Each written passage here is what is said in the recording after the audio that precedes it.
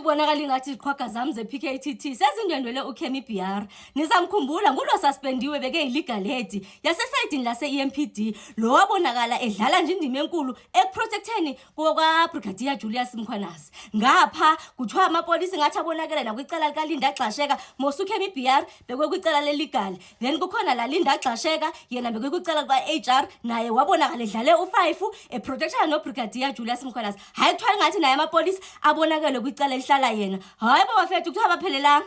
Ndishoyo into yoba uDr Imogen Mashas akasindanga kule game. Hayi bafethu ngicela sibheje akakabanjwa kodwa ndishoyo into yoba kweliqela kule thimba le kule camp hayi bafethu phakathi ubhenye kanti Dr Imogen Mashas wayena ke beke i-city manager. Hayi fethu yena ziyamkhalela bafethu ziyamporomela. Nini siva kuthiwa bekehlala kuma properties sodi with 60 million hilele. Hey nini kalo ngulo kuthiwa usponsorelwa trip wakho kuya koLondon ngonto ngubani kanene nalo ngubani umngani ka Julius Malema kubani na kubaleka igama lakhe Hansa likhumbula igama ngikwazi ukulibala kaloku uze Nxumalo. Bafethu ingathi nje ninzi kuyanaba bafethu seselapha kuMadlanga Commission yasimandlanga Commission yenza kakhulu na yona asibulalisa ngenhliziyo iMadlanga Commission.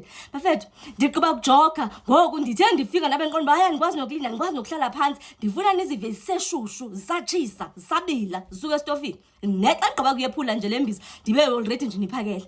Bafethu nizakhumbula into abakunala case eka Brown Mkhotsi. Bafethu uBrown Mkhotsi icase yakhe postponelwe ku-August. Hayi uJuly lona kuthiwa nje hayi akuzubuka naxesha lakhe ncama kuza into yakhe izawubonisa nje andithi usebhizi phe court ufuna nemcimo nokwenza nebail kuthi hayi khawume kancinci indaba yakhe isende gqithi ngoba ngoku bavele balahlela i-defense amagqwetha la kanto awakho uBrown Mkhotsi nge-CCTV eyala assassination tontoni yakhe. Hayi bafowethu namhlanje iMadlanga Commission ayikwazanga umuntu aba eqhubeke sibukele iMadlanga Commission ngoba baye baqhubeka in camera.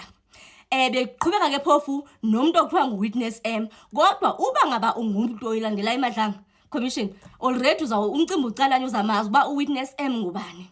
Bafethu uWitness M kusike kwathiwa xa beapprove le application yakhe yoba atestify in camera kwabe kuthethwa ngezinto ezifana nento yoba hey bafethu indiniwe ezifana nento yoba umcimbi wakhe ucrucial nyani khona i-security threats ingathi besekelandelwa nokulandelwa even kwakhe kakhona amadoda besebemlandela imoto besezimlandela kuze kwanyanzelelwa inkosikazi mayisuswe phofu ke ndithi angikwazi futhi mina because iMadlanga Commission ndiyayi-respecta kakhulu but nje uWitness M yena mina sendimazi bangibani and ndisho umuntu oyilandelayo njengoba ndisitsho uyamazi. Ngapha kuthiwa umcimbi akadila nawo phansi koba ke kudila nala mcimbi wala drug bust mos. Hayi ke try nje ivele yanaba nje i-testimony yakhe yena seyifaka nama-heads of state. Ithe xa isithi heads of state hayi mani ke ndayibona lapho ubruke kancinci ukuthi hayi mani yintoni kaneni i-heads of state?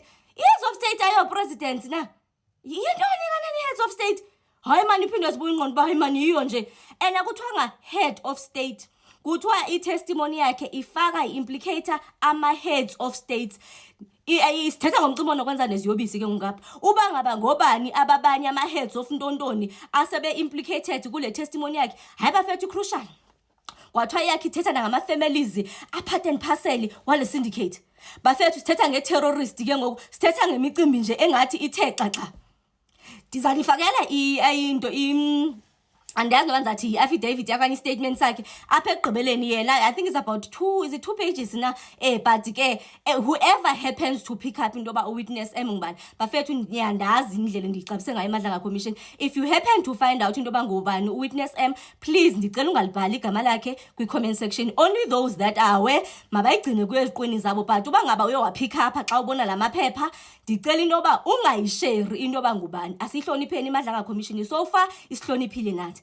Hayi bafethu iMadlanga Commission yenza kakhulu right now. Hayi ingathi sisamangaliswe nguchakalaka into akayenze pha kuMadlanga Commission qi ngoku iMadlanga Commission seyithi haskia bafethu kuthiwa i-members ze-PKTT kanti ngubani umuntu wayefuna ukucisha i-PKTT isenza umsebenzi oncomeka kanje.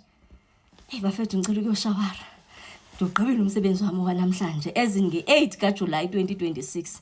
Lale kamnandi bafowethu.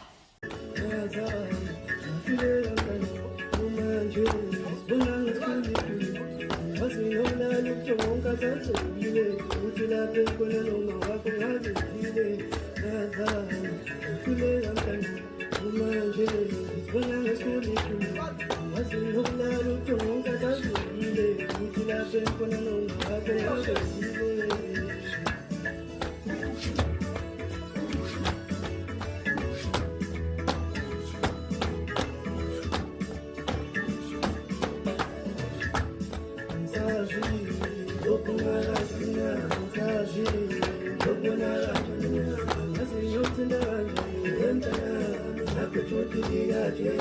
you.